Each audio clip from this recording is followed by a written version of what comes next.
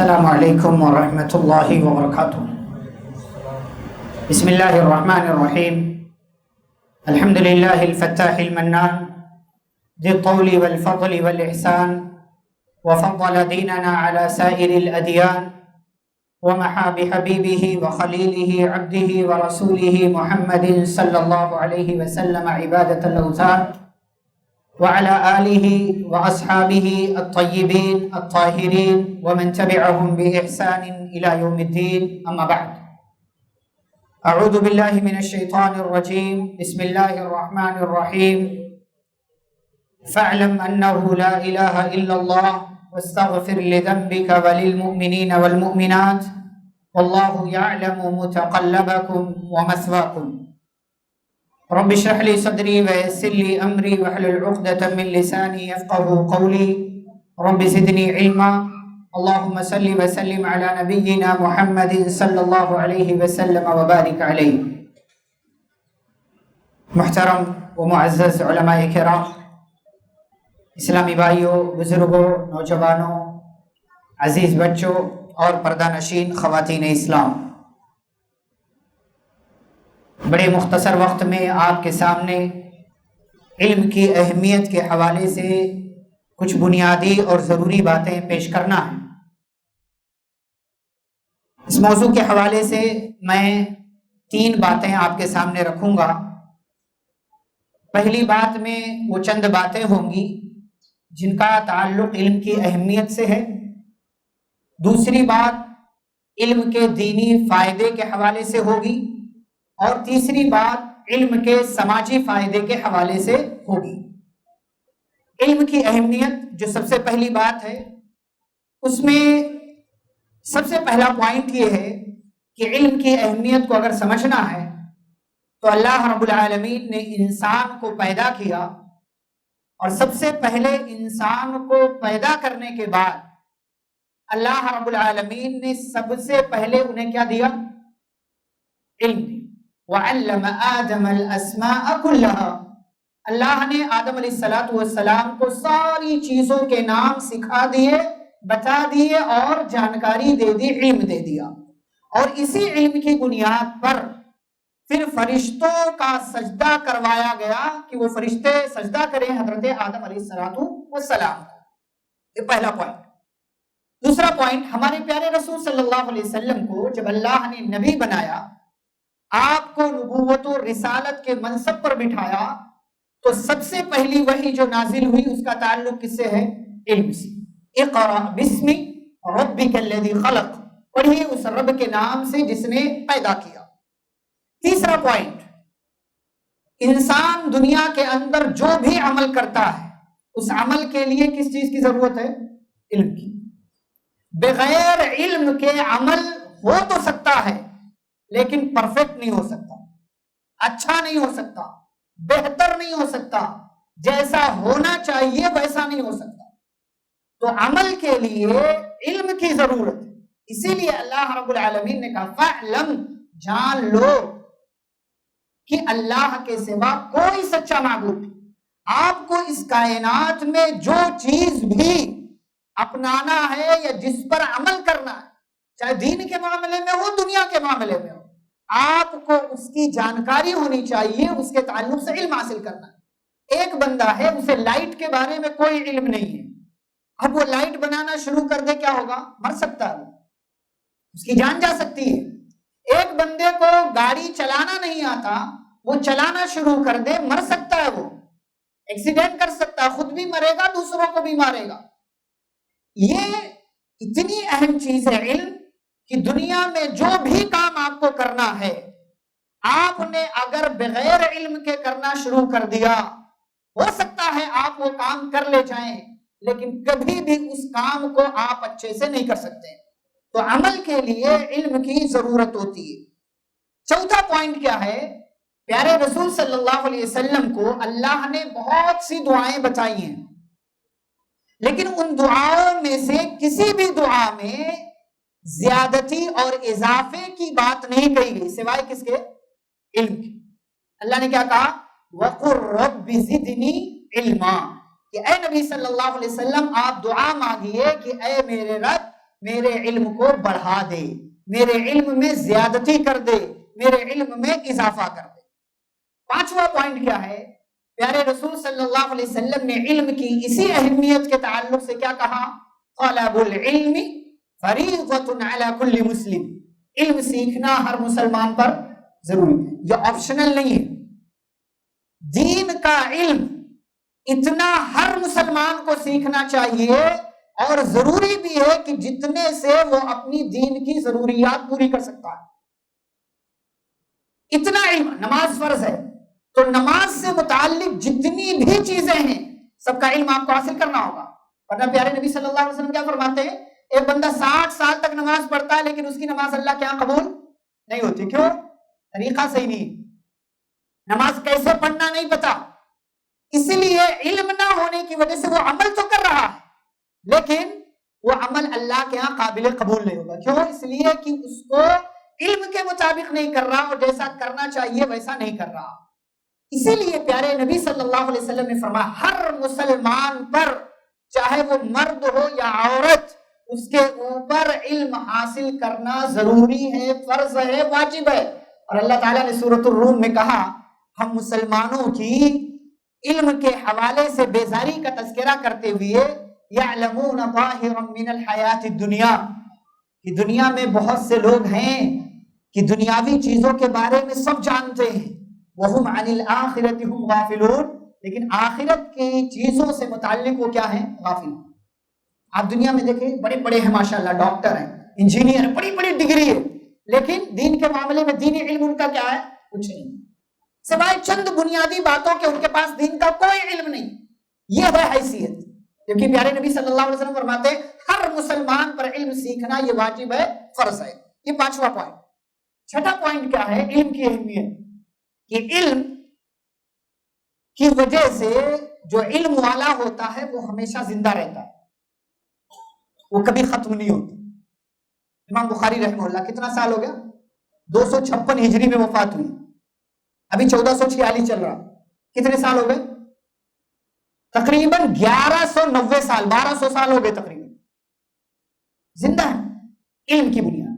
شاعر کہتا ہے اخو العلم حی خالد بعد موت واوصاله تحت التراب رمیم وذو الجهل میت وهو ماش على الثرى يظن من الاحیاء وهو عدیم، کہ علم والا وہ مر جاتا ہے لیکن پھر بھی زندہ رہتا ہے، اپنی موت کے بعد بھی وہ زندہ رہتا ہے، جبکہ اس کے جسم کے اعضاء، باڈی کے پارٹس اس کے مٹی کے نیچے ختم ہو چکے ہوتے ہیں، وہ سیدھا سب گل سڑ چکا ہوتا ہے، لیکن پھر بھی وہ دنیا میں زندہ ہوتا ہے۔ جبکہ جاہل وذو الجہل میت وهو ماش علی الثری، ایک جاہل زندہ ہوتے ہوئے بھی، زمین پر چلتے ہوئے بھی مردہ ہے، وہ زندوں میں شمار تو کیا جاتا ہے لیکن اس کا ہونا نہ ہونا برابر ہوتا ہے، اس کا ہونا نہ ہونا برابر ہوتا ہے۔ اسی لیے پیارے نبی صلی اللہ علیہ وسلم نے کیا کہا؟ ایک انسان مر جاتا ہے، اس کے مر جانے کے بعد بھی اس کی نیکیوں کا اکاؤنٹ چالو رہتا ہے۔ اس میں 3 چیزیں آپ نے بیان کی، ان تینوں چیزوں کی وجہ سے اس کو نیکیاں ملتی ہیں۔ اس میں ایک کیا ہے؟ او علم ينتفع به، ایسا علم وہ دنیا میں چھوڑ کر جاتا ہے جس سے لوگ فائدہ اٹھا رہے ہوتے ہیں۔ تو علم کی وجہ سے صاحب علم اپنی موت اور وفات کے بعد بھی زندہ رہتا ہے، جبکہ ایک جاہل زندہ تو ہوتا ہے لیکن وہ زندوں میں شمار نہیں کیا جاتا۔ یہ علم کی اہمیت ہے۔ علم کی ایک اور اہمیت ہے جو آخری اہمیت ہے، اہمیت کے حوالے سے نبی صلی اللہ علیہ وسلم نے اپنی پوری زندگی سیکھنے سکھانے کا عمل جاری رکھا، لیکن زندگی کے آخری پڑاؤ پر بھی، اور آخری پڑاؤ کا، ایک دم آخری پڑاؤ کا میں تذکرہ نہیں کروں، آپ کی وفات سے 3 مہینے پہلے آپ نے کیا کیا؟ حج کیا، سن 10 ہجری میں آپ کی زندگی کا پہلا اور آخری حج۔ آپ صلی اللہ علیہ وسلم نے اس میں صحابہ کو کیا کہا؟ خذوا عنی مناسککم، مجھ سے حج کے طریقے سیکھ لو، اس لیے کہ نبی صلی اللہ علیہ وسلم کے طریقے کے خلاف کوئی عمل کرنا کیا ہوتا ہے؟ مردود ہے، قابل قبول نہیں ہے اللہ کے یہاں۔ تو آپ صلی اللہ علیہ وسلم نے اپنی زندگی کے آخری پڑاؤ پر بھی صحابہ کرام کو کہا طریقے سیکھ لو، ایسا نہ ہو کہ حج تو کر رہے ہو، انرجی لگا رہے ہو، پیسے لگا رہے ہو، آنا جانا سب ہو رہا ہے، لیکن تمہارا حج برباد ہو جائے۔ نہیں، طریقہ سیکھو، اسی طریقے کے مطابق۔ بلکہ آپ صلی اللہ علیہ وسلم نے جب صحابہ سے مخاطب کرتے ہوئے آپ نے فرمایا کہ تم سے میرے بارے میں سوال کیا جائے گا اللہ کے سامنے، کیا کہو گے؟ الا هل بلغت، کیا میں نے اللہ کی طرف سے دی گئی ذمہ داری دعوت و تبلیغ کا کام پورا کیا؟ کیا میں نے تمہیں دین کی باتیں پہنچا دی؟ صحابہ نے کہا ہاں آپ نے پہنچا دیا، ہم گواہ۔ پیارے نبی صلی اللہ علیہ وسلم کا اللہم فاشہد، آسمان کی طرف انگلی اٹھا کر اے اللہ تو گواہ رہنا کہ میں نے اپنی زندگی میں سیکھنے سکھانے کا عمل جاری رکھا، پوری زندگی دعوت و تبلیغ کا کام کیا، تیرے ان بندوں کو سکھایا، اور یہ گواہی دے رہے ہیں کہ میں نے اپنی ذمہ داری ادا کر دی۔ یہ اور آپ نے پھر کہا فَلْيُبَلِّغِ الشَّاهِدُ الْغَائِبَ، اب جو لوگ یہاں ہیں، جو یہاں نہیں ہے، یہاں والوں کی ذمہ داری ہے کہ بعد میں آنے والے لوگوں کو کیا کرنے؟ سکھائیں۔ تو آپ صلی اللہ علیہ وسلم کا یہ فرمان، ایک طرف یہ کہنا کہ مجھ سے سیکھ لو، آپ صحابہ سے گویا کہ کرے علم سیکھو، اور دوسری طرف آپ کہہ رہے ہیں لوگوں کو سکھاتے بھی رہو، جو لوگ غائب ہیں ان لوگوں تک میرا پیغام، میری باتیں پہنچا دینا۔ یہ علم کی اہمیت ہے جس سے ہم اور آپ آسانی سے سمجھ سکتے ہیں کہ ہمارے دین میں اللہ نے اور اس کے رسول صلی اللہ علیہ وسلم نے علم پر کتنا زور دیا ہے۔ اس لیے ہم سبھی کو پوری زندگی سیکھتے رہنا چاہیے۔ آپ کی عمر 60 سال کی ہو گئی تب بھی سیکھیے آپ۔ اور میں ایک جملہ ہمارے ہاں کئی جگہوں پر میں کہتا ہوں کہ ہمارے یہاں 60 سال کا بوڑھا ہو گیا، قرآن پڑھنا نہیں آتا، لیکن یہ نہیں چاہتا کہ وہ سیکھ لے، سیکھنا چاہیے۔ 60 سال کی عمر میں موبائل چلانا سیکھ لیا، گاڑی چلانا سیکھ لیا، سب سیکھ لیا، کیا نہیں سیکھ پاتا ہے؟ قرآن۔ پیسے نہیں لگانا چاہتا۔ 50-55 سال والے آدمی کو اگر شادی کا موقع دے دو کہ شادی کرنا، کہے گا ہاں کروں گا، ہاں، لیکن اس سے کہو قرآن سیکھ لو، 10,000 15,000 20,000 خرچہ کر دو، حافظ صاحب کو، امام صاحب کو، عالم صاحب کو بلا کر ان کے پاس جا کر کے آپ بیٹھ جاؤ، 50,000 خرچہ کرو، تیار نہیں ہو، اتنا پیسہ خرچہ ہوگا، نہیں کرنا ہے۔ کیوں؟ شوق ہی نہیں ہے لوگوں کو، شوق ہی نہیں لوگوں کو، پوری زندگی سیکھتے رہنا چاہیے۔ آخری کتنے سلف صالحین میں سے، ہمارے اسلاف میں سے کتنے لوگ ہیں، مثالیں ہیں کہ آخری پڑاؤ تک، زندگی کے آخری پڑاؤ تک وہ سیکھتے رہے، تو سیکھنے سکھانے کا عمل جاری رہنا چاہیے۔ یہ علم کی اہمیت کے حوالے سے چند باتیں رکھیں۔ اب علم جو آپ سیکھتے ہیں اس کا فائدہ کیا ہوتا ہے؟ علم کے دینی فوائد کا کچھ میں تذکرہ کروں، دینی اخروی جو بھی آپ کہہ لیجیے۔ پہلا فائدہ، علم والے کا مقام اونچا کر دیا جاتا ہے۔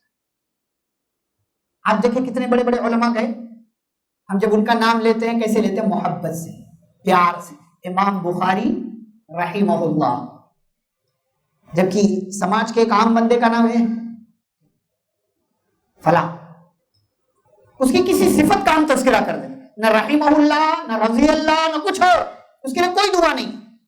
جبکہ ایک صاحب علم کا جب تذکرہ ہوتا محبت سے، دل میں عقیدت ہوتی، دعا ہوتی، ان کے مقام کی بلندی، ان پر رشک آتا ہے، کتنا عظیم کام کیا ہو، کتنا عظیم کام کیا۔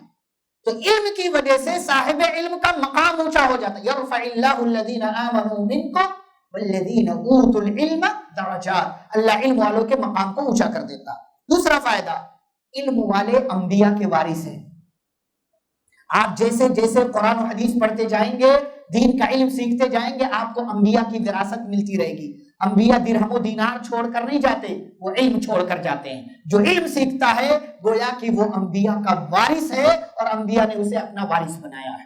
تیسرا فائدہ، جو علم سیکھتا ہے اس کے ساتھ ہمیشہ خیر ہوتا ہے۔ علم سیکھنے والے کے ساتھ کبھی شر نہیں ہو سکتا، اور اس بات کا تذکرہ پیارے رسول صلی اللہ علیہ وسلم کی، من یرید اللہ بہ خیرا یفقہہ فی الدین، جس کے ساتھ اللہ خیر کرنا چاہتا ہے اللہ اس کو دین کی سمجھ دے دیتا ہے، اس کو دین کا علم حاصل کرنے پر لگا دیتا ہے۔ جو علم سیکھ رہا ہو دین کا علم، سمجھ لو کہ اللہ نے اس کے ساتھ خیر کا ارادہ کیا ہے۔ یہ چوتھا فائدہ۔ پانچواں فائدہ کیا ہے؟ یہ تیسرا فائدہ۔ چوتھا فائدہ، علم سیکھنے والوں کے لیے انسان دعا کرے نہ کرے، لیکن دیگر مخلوقات اس کے لیے کیا کرتی ہیں؟ دعائیں کرتی ہیں۔ فرشتے پر بچھاتے ہیں، چیونٹیاں دعائیں کرتی ہیں، مچھلیاں پانی کے اندر دعائیں کرتی ہیں۔ یہ اللہ کا بندہ سیکھ رہا ہے۔ یہ اس سے زیادہ آپ کو کیا چاہیے؟ انسان کو کیا چاہیے اس سے زیادہ؟ ہم تو دوسروں سے کہتے رہے نا دعا میں یاد رکھنا، دعا میں یاد رکھنا، دعا میں، کون یاد رکھتا ہے؟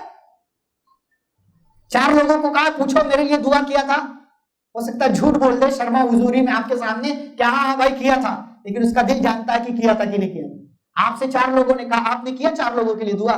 کون پوچھتا ہے؟ میت کے لیے یہاں سے اعلان ہو فلاں صاحب کی وفات ہو گئی دعا کرو، امام صاحب کہتے ہیں اللہ ان کی مغفرت کرے، ہم آمین بول دیتے، بعد میں کون کرتا ہے دعا؟ اور یہاں فری میں دعائیں مل رہی، کب؟ جب آپ علم سیکھنے کے لیے آتے ہیں، علم سیکھنے کے راستے میں رہتے ہیں، مچھلیاں دعائیں کرتی ہیں، چیونٹیاں دعائیں کرتی ہیں، جن کو ہم مسل دیا کرتے ہیں، وہ ہمارے لیے دعائیں کرتی ہیں۔ یہ فائدہ ہے۔ پانچواں فائدہ کیا ہے؟ علم کی وجہ سے جنت کا راستہ آسان بنا دیا جاتا ہے۔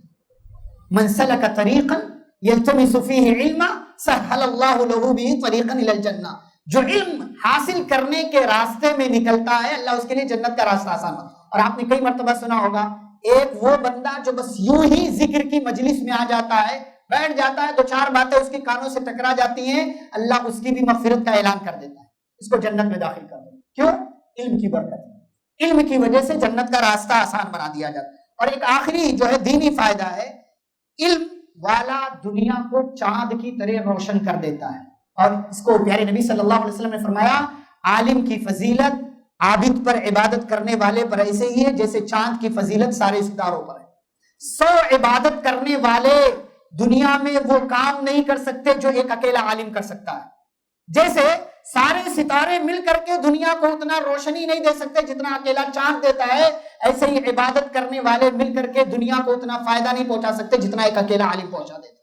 یہ فضیلت ہے، یہ فائدہ ہے، دینی فائدہ، اخروی فائدہ۔ دینی فائدہ سننے کے بعد اب آئیے باقی کے وقت میں ہم علم کے سماجی یا دنیاوی فائدے دیکھتے ہیں۔ 4 فائدوں کا میں تذکرہ کروں۔ پہلا فائدہ ہے، علم کی وجہ سے جو صاحب علم ہے وہ دوسرے عام لوگوں سے کیا ہو جاتا ہے؟ ممتاز، الگ۔ اور اس کو اللہ تعالیٰ نے ایک آیت میں بھی کہا، قُلْ هَلْ يَسْتَوِي الَّذِينَ يَعْلَمُونَ وَالَّذِينَ لَا يَعْلَمُونَ۔ آپ کہہ دیجئے کیا عالم اور جاہل دونوں برابر ہو سکتے ہیں؟ نہیں ہو سکتے۔ اس کو ایک مثال سے سمجھیے، سورۃ المائدہ میں اللہ تعالیٰ نے تذکرہ کیا کس کا؟ ایک کتے کا۔ کتا کتنا نجس جانور ہے، گندا، ہمارے جسم کے ساتھ ٹچ ہو جائے تو ہم اپنے آپ کو ناپاک سمجھنے لگتے ہیں۔ برتن میں منہ ڈال دے، کتنی مرتبہ دھونا اس کو؟ 7، پہلی آخری مرتبہ مٹی سے صابن سے دھونا۔ اتنا گندا جانور ہے، اور اس کو دیکھ کر ہم دور سے ہی بھاگنے لگتے ہیں یا اس کو بھگانے لگتے ہیں، پتھر مارتے ہیں اس کو، کہیں بھی مل جاتا آپ کو۔ لیکن ایک ایسا کتا، اچھا یہی کتا اگر آپ کی بکری بکرے کو شکار کر لے، منہ لگا دے، مار دے اس کو، تو وہ آپ کے لیے حلال نہیں رہ جاتا۔ آپ ایسے کتے سے جو عام کتا ہے اس سے شکار کروائیں، وہ شکار آپ کے لیے جائز نہیں ہوگا۔ لیکن ایک کتا ہے جس کو آپ نے ٹرین کیا ہے، سکھایا ہے، اس کو ہنر بتایا ہے، اس کو شکار کرنے کے گر سکھائے ہیں، اب یہ کتا دیگر کتوں سے کیا ہو جاتا ہے؟ ممتاز ہو جاتا ہے۔ اور آپ کو پتا ہے ایسا کتا گلی کے کتوں کے ساتھ نہیں رہتا۔ اور یہ اگر کتا شکار کر لے، آپ نے اس کو بھیجا، بسم اللہ پڑھ کر کے وہ گیا شکار کیا، وہ جو جانور شکار کرے گا وہ آپ کے لیے کیا ہوگا؟ حلال ہوگا۔ کس وجہ سے؟ علم کی وجہ سے۔ علم کی وجہ سے ایک ٹرین کیا گیا کتا، سکھایا گیا کتا دیگر سارے کتوں سے ممتاز ہو جاتا ہے۔ ایک انسان علم حاصل کرے تو بقیہ سارے جاہلوں سے، دیگر جو ہے علم نہ حاصل کرنے والوں سے کتنا ممتاز ہو جائے۔ یہ پہلا فائدہ۔ دوسرا فائدہ کیا ہے؟ علم انسان کو بے خوف بناتا ہے۔ گاؤں میں دیکھو، جس کے پاس علم نہیں ہے، پولیس کو دیکھتے کیا ہوتا ہے؟ راستہ بدل دے، کچھ ہے ہمارے سے پوچھے گا، سوال کرے، پولیس کا خوف ہوتا ہے۔ لیکن اگر بندہ جانکار ہے تو پولیس والا اس جانکار سے خوف کھاتا ہے۔ اس کی ایک مثال سلیمان علیہ السلام کے زمانے سے۔ سلیمان علیہ السلام نکلے، لشکر کو دیکھا، ایک جانور تھا پرندہ، ہدہد، اس کا کام کیا تھا؟ پانی تلاش کرنا، پانی کہاں ملتا پتہ لگایا جائے۔ سلیمان علیہ السلام نے دیکھا وہ نظر نہیں آ رہا، تو کیا کہا؟ ما لی لا اری الہدہد ام کان من الغائبین، ہدہد نظر نہیں آ رہا، کیا واقعی وہ یہاں نہیں ہے یا غائب ہے؟ کہا اگر غائب ہے تو میں اس کو بہت سخت سزا دوں گا، یا اسے ذبح کر دوں گا، یا میرے پاس ریزن لے کر کے آئے کہ غائب کیوں تھا۔ تھوڑی دیر گزری، یہ ہدہد پرندہ چھوٹا سا آیا اور کیا کہتا ہے؟ کون ہے سامنے؟ بادشاہ سلیمان علیہ السلام۔ اس دنیا میں انسانوں میں جن کو بھی بادشاہت ملی ہے، سب سے بڑا بادشاہ سلیمان علیہ السلام۔ انسانوں پر، جناتوں پر، ہواؤں پر، جانوروں پر، پرندوں پر، سب پر حکومت۔ لیکن ایک چھوٹا سا پرندہ غائب ہے، بتا کر نہیں گیا، واپس آ رہا ہے. ایک بچہ کلاس سے غائب ہو بنا بتائے آئے گا تو کیا ہوگا؟ پرنسپل سے ڈرے گا، استاد سے ڈرے گا، یا جو کلاس ٹیچر سے ڈر رہا ہوگا. ایسی اس کی بھی حالت ہونی چاہیے. لیکن آنے کے بعد کیا کہتے ہیں؟ احطت بما لم تحط به وجئتک من سبأ بنبأ یقین. بادشاہ میں آپ کے پاس وہ خبر لے کر آیا ہوں جو آپ کو بھی پتا نہیں. علم آپ کو بے خوف بناتا ہے، نڈر، طاقتور بناتا ہے. آپ دیکھیں دنیا کے حساب سے، دین کے حساب سے علم حاصل کریں. آپ دیکھیں سماج میں آپ کی کیا حیثیت ہوتی ہے. یہ I P S I S officer کیسے بنتے؟ پڑھ کر بنتے. ان کا ایک پاور ہوتا ہے، ان کی طاقت ہوتی ہے، اور دیگر لوگ ان سے خوف کھاتے ہیں. تو علم جو ہے صاحب علم کو نڈر، بے باک اور طاقتور بنا دیتا ہے، بے خوف بنا دیتا ہے. یہ دوسرا فائدہ. تیسرا فائدہ کیا ہے؟ علم انسان کو خدا داد صلاحیتیں عطا کرتا ہے، ایسی طاقت جو عام لوگوں کے اندر نہیں ہوتی. اس کی بھی مثال سلیمان علیہ السلام کے زمانے سے. سلیمان علیہ السلام کو جب ملکہ سبا کا تخت منگوانا ہوا تو کیا کہا؟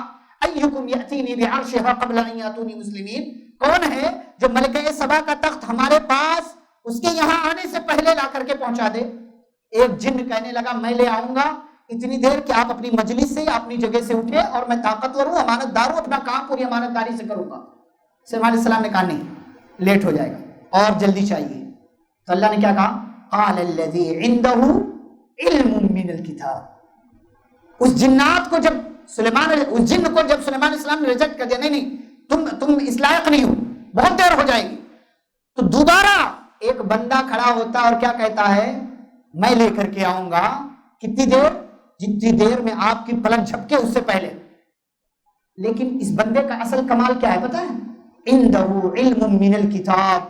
اس کے پاس کتاب کا علم تھا. کون سی کتاب؟ اللہ عالم. لیکن علم تھا اس کے پاس، جادو نہیں.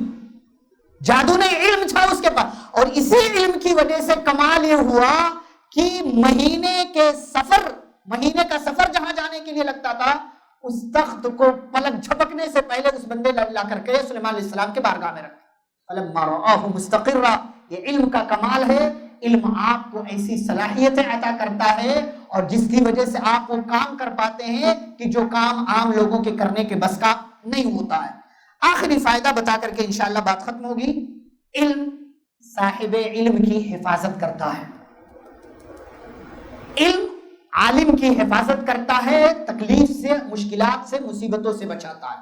اس کی مثال یوسف علیہ السلام کے دور سے، زمانے سے، ان کی زندگی سے لیتے ہیں. یوسف علیہ السلام کے کردار پر داغ لگا. یوسف علیہ السلام کہاں پہنچا دیے گئے؟ جیل. اچھا یہاں ایک بات چونکہ بات آئی ہے غلط فہمی کی وضاحت ہو. ہمارے ہاں لگتا ہے کہ یوسف علیہ السلام کے کردار پر جو داغ لگانے والی عورتیں تھیں یا عورت تھی، اور جن عورتوں نے اپنی انگلیاں ہاتھ کی کاٹی تھی، ان لوگوں نے کیوں کاٹا تھا؟ کیوں؟ خوبصورتی دیکھ کر؟ نہیں بھائی، یوسف علیہ السلام کی خوبصورتی دیکھ کر کے عورتوں نے انگلیاں نہیں کاٹی تھی. یہ بہت غلط بات ہے جو مشہور ہے. بلکہ یوسف علیہ السلام کو اپنے فیور میں کرنے کے لیے انہوں نے انگلیاں کاٹی تھی. یوسف علیہ السلام مصر میں رہ رہے تھے، عورتوں نے پہلے نہیں دیکھا تھا؟ پردے میں رہتے تھے؟ نہیں. یوسف علیہ السلام کو دیکھا تھا پہلے بھی. انگلیاں کیوں کاٹی؟ یوسف علیہ السلام نکلے، زلیخا جس کا نام لوگ بتاتے ہیں، کہا نکلو. یوسف علیہ السلام نکلے، عورتیں تھیں، سب کے ہاتھ میں پھل ہے، چھری ہے.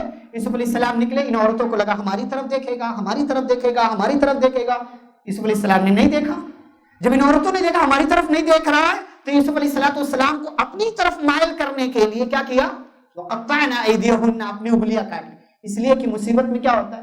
مثال سمجھے، باہر کوئی لڑکی اسکوٹی سے گر جائے، 4 نوجوان بھاگیں گے اٹھانے کے لیے، ہے نہیں؟ میڈم کہیں لگا تو نہیں؟ لیکن لڑکا گر جائے تو کیا بولے؟ ہے اچھا ہوا گر گیا، اسٹائل سے چل رہا تھا. یہ فطرت ہے انسان کی. تو عورتوں نے انگلیاں کاٹ لی کہ اب تو دیکھے گا. لیکن جب پھر بھی نہیں دیکھا یوسف علیہ السلام نے، تب ان لوگوں نے کیا کہا؟ ما ھذا بشرا ان ھذا الا ملک. کوئی انسان نہیں ہے. انسان ہوتا تو ہماری طرف دیکھتا، ہم خوبصورت ہیں اور ہم مصیبت میں پھر بھی ہماری طرف نہیں دیکھ رہا. یہ کوئی معزز فرشتہ نظر آتا. بہرحال یوسف علیہ السلام جیل میں پہنچ گئے. جیل میں 2 نوجوانوں سے ملاقات ہوئی. ایک نوجوان کے بارے میں بتایا تم چھوٹ جاؤ گے، چھوٹ گیا. کہا تھا بادشاہ کے سامنے تذکرہ کرنا، وہ بھول گیا جب نکل گیا خوشی میں.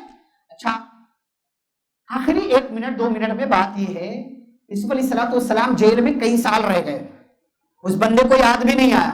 ادھر بادشاہ کو اللہ نے خواب دکھایا، خواب دیکھتا ہے بادشاہ 7 موٹی گائیں 7 دبلی گائیں 7 دبلی گائیں 7 موٹی گایوں کو کھا رہی ہیں. بڑے بڑے علماء کو بلایا جو خواب کی تعبیر جانتے, بتاؤ خواب کی تعبیر کیا ہے؟ تو لگا نحنو قالوا اضغاث احلام. لوگ بس دماغ میں آئی ہوئی باتیں خیالات ہے, کچھ ایسا خواب واب نہیں ہے. اور ہم سے بڑا خواب کی تعبیر بتانے والا کوئی عالم نہیں. اسی مجلس میں وہ نوجوان بھی تھا جسے یوسف علیہ السلام نے خواب کی تعبیر بتایا, اس کو فوراً یاد آیا, کہا میں چاہتا ہوں آپ کے مسئلے کا حل لے کر کے آتا ہوں. یوسف علیہ السلام کے پاس پہنچا, خواب بتایا, خواب کی تعبیر یوسف علیہ السلام نے بتایا اور خواب کی تعبیر بادشاہ کو مل گئی.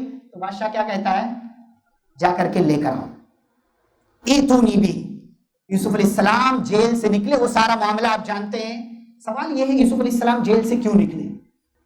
علم کی وجہ سے, علم کی بنیاد پر. اس علم نے یوسف علیہ السلام کو اتنا بڑا فائدہ پہنچایا کہ ایک بادشاہ کو خواب کی تعبیر بتایا, اور اس علم کی وجہ سے یوسف علیہ السلام جیل سے باہر آ گئے. میرے بھائیوں, قصہ مختصر یہ, خلاصہ یہ, علم کی بڑی اہمیت, بڑی فضیلت, بڑے فائدے ہیں. ہم سب کو زندگی بھر علم سے جڑنا چاہیے. اپنی اولاد کو, اپنے بچوں کو اپنے گھر میں سیکھنے سکھانے کا ماحول بنانا چاہیے. دنیا کا علم سیکھیں, ضرور سیکھیں, لیکن دینی علم سے بیزار نہ ہوں. دینی علم بھی سیکھیں, اتنا علم سیکھیں جس کی وجہ سے آپ اپنی دنیا بھی اچھی بنا سکیں اور آپ اپنی آخرت بھی اچھی بنا سکیں. دعا ہے اللہ رب العالمین سے اللہ ہم سبھی کو علم حاصل کرنے, علم سیکھنے اور سکھانے کی توفیق عطا فرمائے, اور ہم سبھی کو علم کی روشنی میں زندگی گزارنے اور علم کے مطابق عمل کرنے کی توفیق دے. آمین. صلی اللہ علیہ نبی الکریم. ربنا تقبل منا انک انت السمیع العلیم. والسلام علیکم ورحمۃ اللہ وبرکاتہ.